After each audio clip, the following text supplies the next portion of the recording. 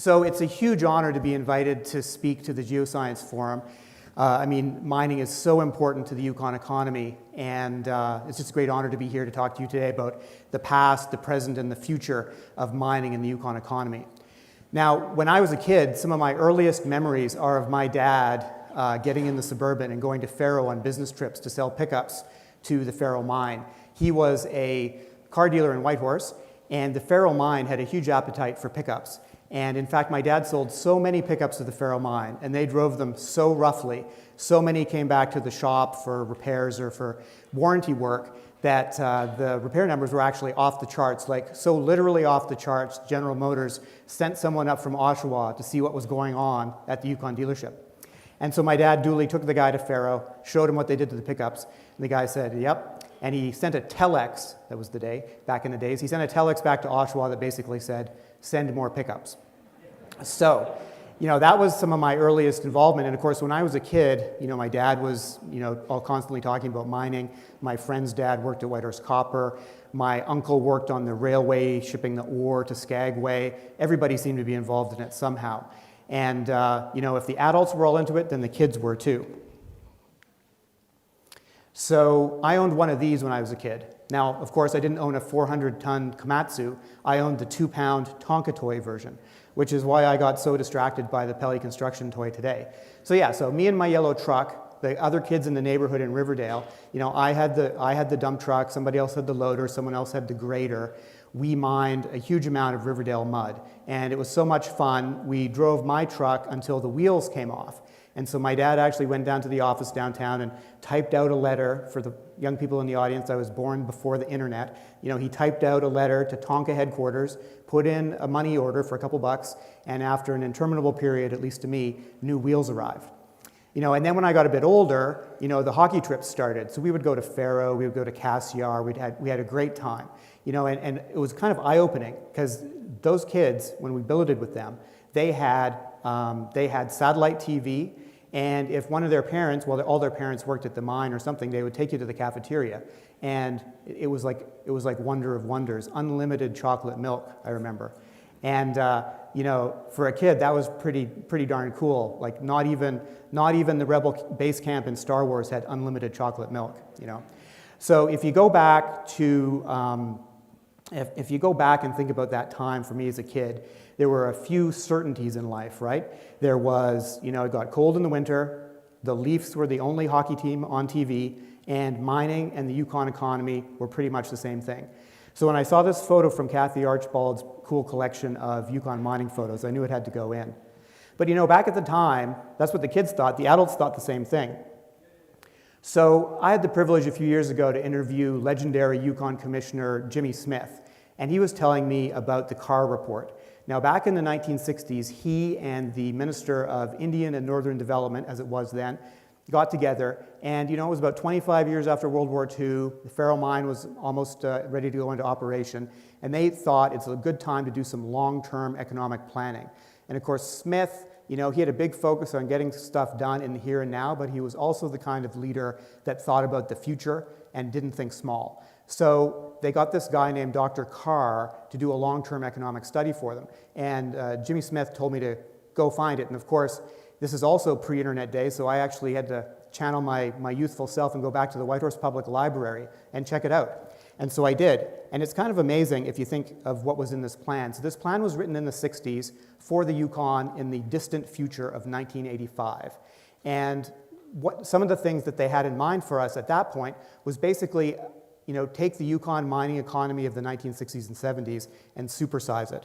So they planned to have, 17,000 new workers, a forestry industry, 33 million board feet per year of production, dramatically higher, like 10 times higher industrial output, a population in the Yukon of 57,000, and a few assets they were going to build to support that in terms of infrastructure. Of course, there would be a standard gauge railway to BC. If you drive the Stewart Cassiar, you can still see some traces of the start of that project. There was going to be a smelter, there was going to be massive new power plants, there were going to be coal mines, steel smelters, and there were going to be commercial greenhouses and all this kind of stuff, and a whole bunch of new airports and roads to back that up. So that was the plan, agreed between the federal and the Yukon governments in the late 1960s. But we know what happened. There was an international crisis, an unexpected war that led to a spike in commodity and particularly oil prices, followed by a period of slow economic growth and inflation. Of course, that sounds a little bit familiar today, but at the time it was a huge shock, right? And so the Yukon was totally sideswiped by that. And after the Arab-Israeli war and the oil boycott, the slow growth of the 70s, where did we get to? The population in 1985 turned out to be 23,000. The 57,000 target, we're not even there today, many, many decades later. The power generation plan, 330 megawatts, didn't happen. We hit a third less than that. And as you'll all know, no steel smelter, no coal mine, commercial greenhouses are only getting started, and no iron ore mining. So this project was totally knocked off track, from a big historical point of view. And the Yukon, that when I was old enough to realize I was never going to make it to the NHL, by the time I got there, this stuff hadn't happened, and the mining picture was very, very different. So let's fast forward to today. So what this chart is it's the Yukon's real GDP, in constant 2012 dollars. And what you see is the economy has been growing steadily, and mining over the last generation has gone through a cycle where about 9% of the economy in the mid-90s, sort of a near-death experience around 2006 down to 2%, and then lately zooming up. Currently 14% of the Yukon economy is what Statistics Canada defines as mining. So that's the highest in a generation, and that's due to the hard work of everybody in this room, and it's quite a remarkable achievement given the environment that we've been in over the last 20 years.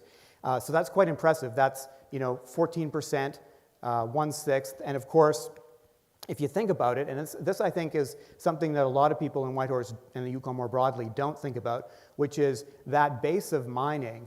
What does it support across the Yukon? So like I said before, the Statistics Canada definition is 14%, but if you look at the input-output tables and other sort of economic blah-blah in terms of how that goes into other industries, it's huge, right? So it's a huge amount of revenues for the First Nations and Yukon and municipal governments. It flows through because our tax system is so progressive. The well-paid mining jobs pay a lot of tax. It flows through into government revenues for health and education.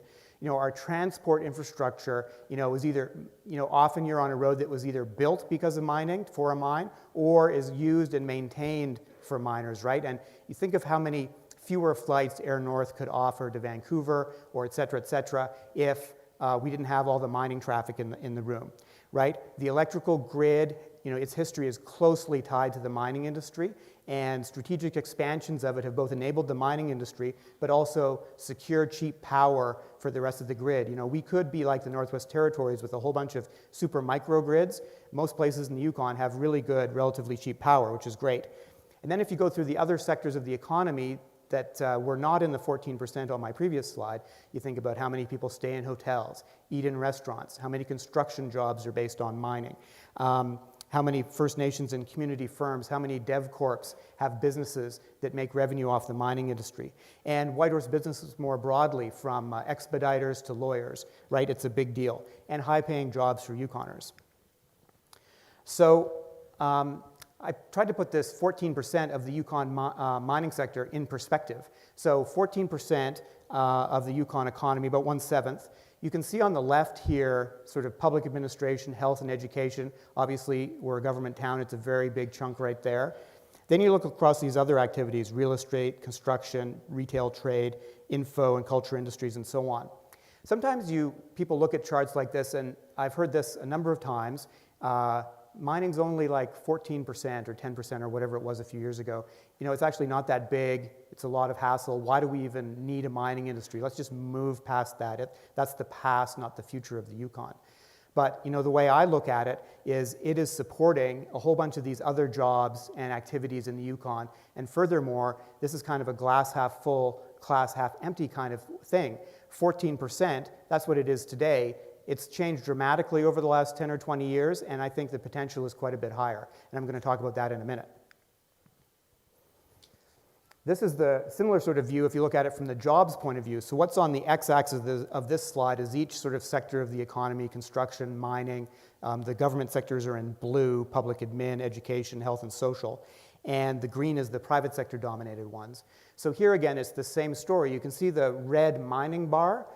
It's not that high, it's not that wide, there's not that many jobs, and it's not the highest paid sector in the economy. So this is why you get some people saying, do we really need a mining sector in the future of the Yukon? But if you drill into this more carefully, a whole bunch of the jobs in these other sectors are dependent on that mining bar. And if that mining bar didn't exist, then the rest, all the other green bars and even some of the blue bars would be smaller, right? So I think that's a message that all of us have to keep telling around town because it's not fully understood. Another thing that this slide brings up for me is the question of sustainability. So a lot of people talk about sustainability these days, and there's a bunch of different definitions. Many, they're all valid. But one definition in particular, think about it in terms of financial sustainability.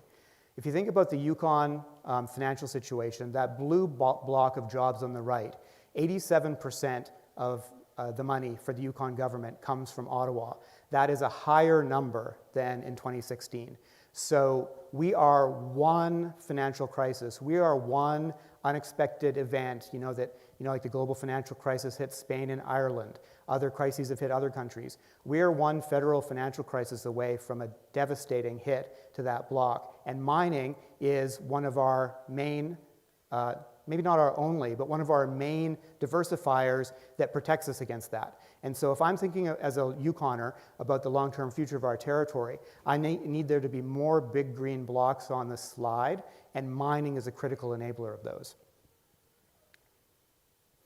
Okay, so let's talk about, I promised you that I would talk about the future a little bit.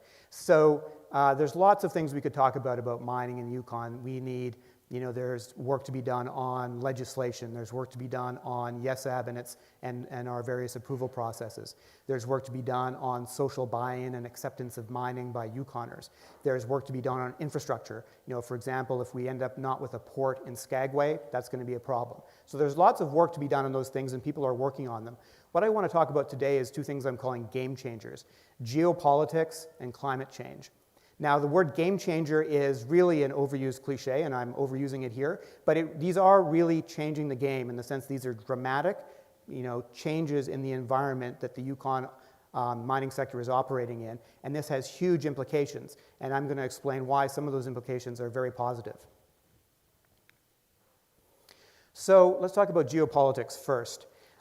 There's been a new era of geopolitical tension lately, as you all know, and this has really concentrated mines.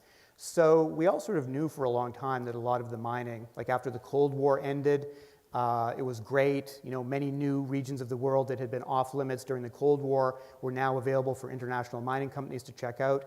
You had countries in Africa, Kazakhstan, etc., being integrated into the global economic system, lots of access to great ore deposits, et cetera, et cetera. Now, however, in the post-Ukraine and what, a lot of analysts, including people at the Pentagon and so on, are now talking about maybe the pre-Taiwan period that we're in, we're really thinking about this in a more serious, different way. And so what this map is, it's a map of the world. It's got some of your favorite metals on it, cobalt, copper, lithium, and so on. And it shows where they are, where they are mined and processed. And so you just look at this map, and you see South America, Africa, China, Russia, Canada, the US, Australia, other countries are significant, but this is where the world's critical minerals are either coming from or being processed right now. And the places these are coming from in an era of geopolitical tension is a matter of concern. And this isn't just me or a few security experts talking about it. Serious people are seriously worried about this right now. This is a photo of German Chancellor Scholz during his visit to Canada in August. I had the opportunity to have dinner with a couple people from the Chancellor's office in Toronto and spoke to a number of other German business people. And having worked in Brussels, I know enough to be dangerous about German politics. So I was basically asking them, it's great that you guys have come over. These are good signals, but is this real? Are you all going to go back to Germany and then it'll be back to green left German politics as usual? And they very convincingly said, no, no, no. They said, the Chancellor himself said it very clearly. Usually when German leaders come to North America, they stop in Ottawa for a couple hours, say hi, and then go to the real meetings in Washington. This was the number one and the number two people in the German government coming specifically to Canada to talk about what? to actually ask us for liquefied natural gas and critical minerals. So let me just say that again, just let this sink in for a second.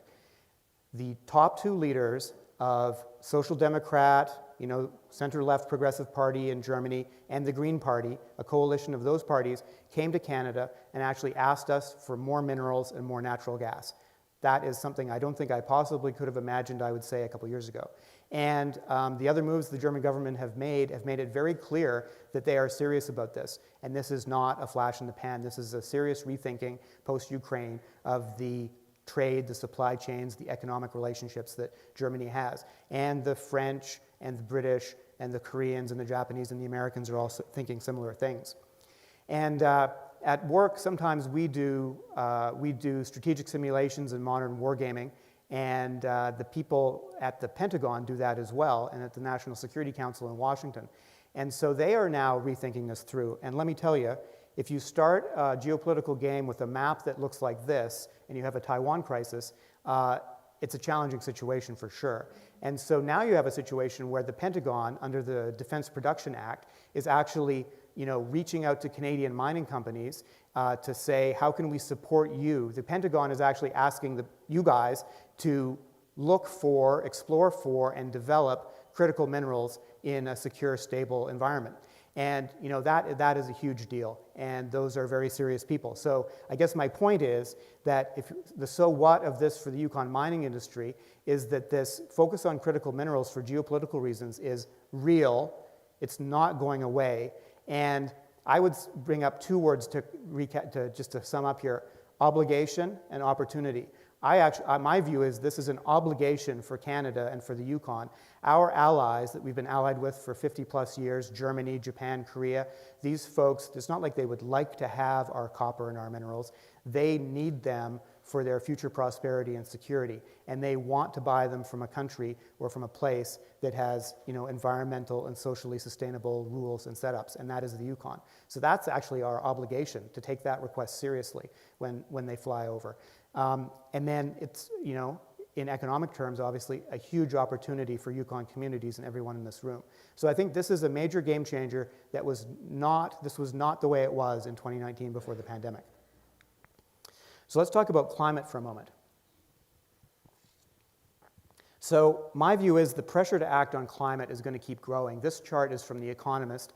It shows the total gigatons put out by the world economy in terms of carbon dioxide and its equivalent greenhouse gases, and how much those have to drop. And you can see the dark blue color at the bottom is to get to this famous limiting warming to 1.5 degrees Celsius. And then the lighter blue bar is 2 degrees, and the pink is where we're headed for, if we don't do too much more than what we've planned now. So there are a couple things to take away from this chart. One is it shows a dramatic reduction in carbon emissions, right? Which is going to be very difficult, but also very important. So sometimes we talk about charts like this with people, and they say, basically they say, these goals are extremely ambitious. Don't think they're ever going to happen, and we're kind of skeptical. But if you put these into a strategic game, you get a couple scenarios out of it. One is, what if we do actually do it, and you're doing business in an environment where your government and everyone around you and your competitors are all moving down the carbon curve, and you're left out? How does that turn out for you? And then secondly, suppose everyone around the world, all the other countries in the world, talk a big game and don't actually deliver on their carbon pledges. That's also possible. In that scenario, the climatic impacts of those carbon overshoots do not go away. That gets you to a world where possibly there's a series of severe climate incidents that result in a much more dramatic regulatory response in the early 2030s, which leaves people who have assets that were built now reliant on fossil fuels in a lot of trouble. You can make up scenarios where we don't do anything and the climate disasters don't happen, but that's a little bit like driving your snowmobile onto very thin ice in November. You need to be a bit bold to do that, and that might not be, that might not turn out well. So this issue is not going away. And there's a couple so what's from that for the mining industry. This chart is Canada's official plan to get to net zero in 2050. For the heavy industry where mining sits sector, a 33% reduction plan by 2030, the rest by 2050. That's very significant. And I think what that means is that This conversation has changed so much just in the last couple of years in Canada, and it's going to continue to change and get more demanding. So you're all going to be in an environment where regulators, politicians, talent, citizens in your communities are going to be looking for mining projects that have low and declining carbon emissions. And that's just going to be a part of the business environment that you're working in, which is important to keep in mind. Secondly, the climate transition around the world is going to create a huge demand for minerals. This chart's from the International Energy Agency. It shows how much the demand for certain green minerals is going to increase under their sustainable development scenario, which is their most aggressive decarbonization one, and under the so-called stated policies, which is a bit closer to status quo. What you can take away from this, for those at the back of the room, where it says lithium, 41.9, that's not a 41.9% increase in lithium demand. That's a 41.9 times increase in lithium demand. And even for copper, that's off a low base for lithium, of course, but even if you look at copper on the far right, 1.7 to 2.7 times more copper is going to be required in the world for all those windmills, renewable heating systems, et cetera, out there, electric vehicles. That is, in economics terms, a shitload of copper that needs to be found and got to market, which, of course, for you guys is a huge opportunity. And once again, I would say also it's your obligation to find the copper to enable my lifestyle. So get going. The third takeaway is that Canada and possibly the Yukon are actually really advantaged in this world. What this chart is it's the global carbon curve for copper. And what it has on it, it's the greenhouse gas intensity per ton of copper on the y-axis, and then the supply stacked up by volume on the x-axis.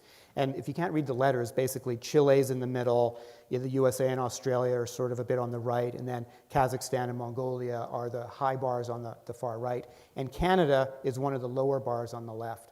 So with our renewable power, technology, highly capable industry, there's a world where Canada is a producer of super low carbon metals. Of course, 20 years ago, this didn't really matter. It was all about your cost, your capital, and your OPEX, and so on. Now your carbon emissions matter, and Canada has the potential to be extremely advantaged on this front. I went onto the internet and surfed around a few big global copper projects and looked at their investor presentations. I picked one in Congo and one in Russia. So the Kamoa-Kakula project, absolutely enormous in the Congo. They are heavily highlighting how it's driven by renewable hydropower for that mine. And they say it's going to be among the world's lowest greenhouse gas emitter per unit of metal. And if you recall from the previous chart, the DRC was quite on the left, even more efficient than Canada. On the right is a Russian mine, Baimskaya.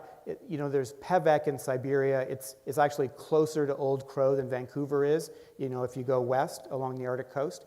And what they've done there is they've put a couple of Russian nuclear submarine engines on a barge as a small modular reactor. And that power is feeding the town, local industry, and the surplus heat is actually heating the ex-Soviet apartment buildings, and believe it or not, also the town sauna.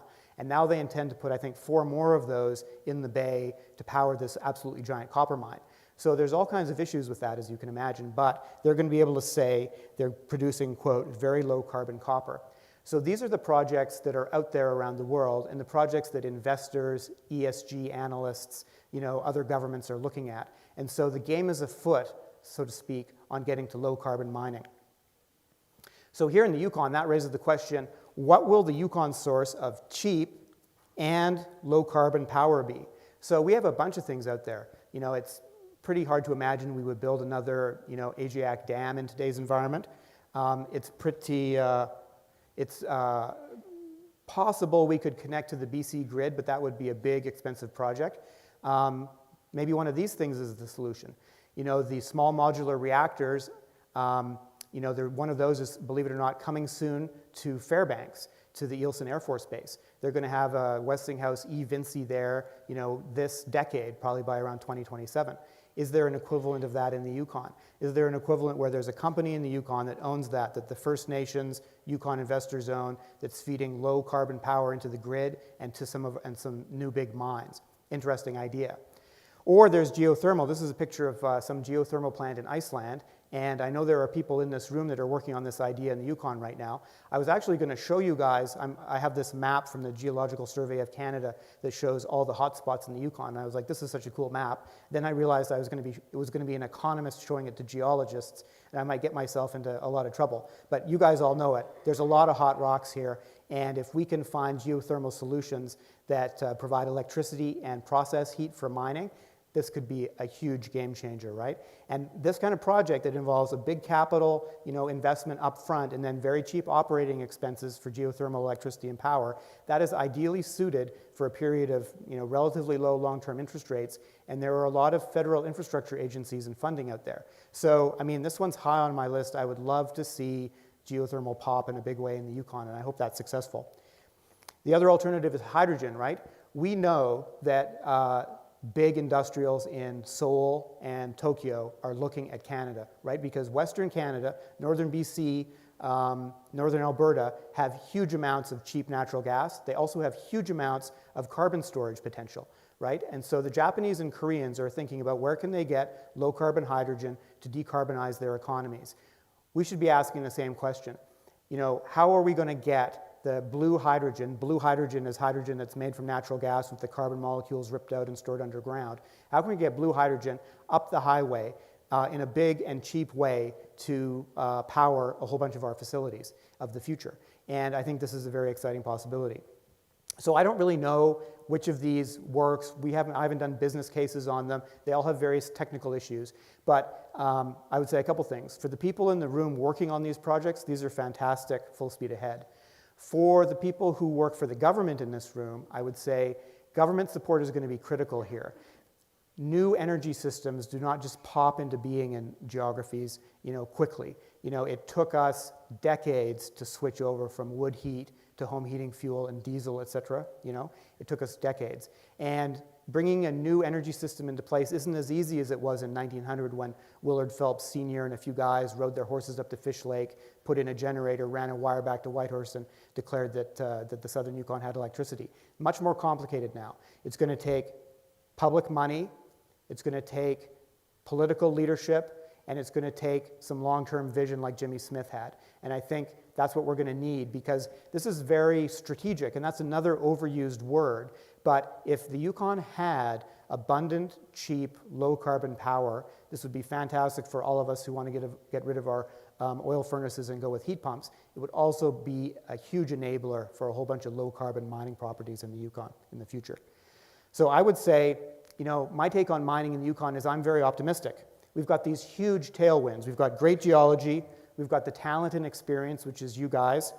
We've got this friendshoring trend where there are serious people in major countries who want to be our business partners and buy our minerals. And we've got this huge tidal wave of green metal demand coming at us. We're working on a bunch of stuff around governance and regulatory and infrastructure. We need to get that right. We need to work on that and keep up the hard work. But then we have these question marks. Can we move fast enough to catch the critical and green minerals window? And can we do cheap, low-carbon energy that enables a new generation of mines so that Jimmy Smith's vision of 1985 happens in 2035 and with very low carbon emissions? Thank you.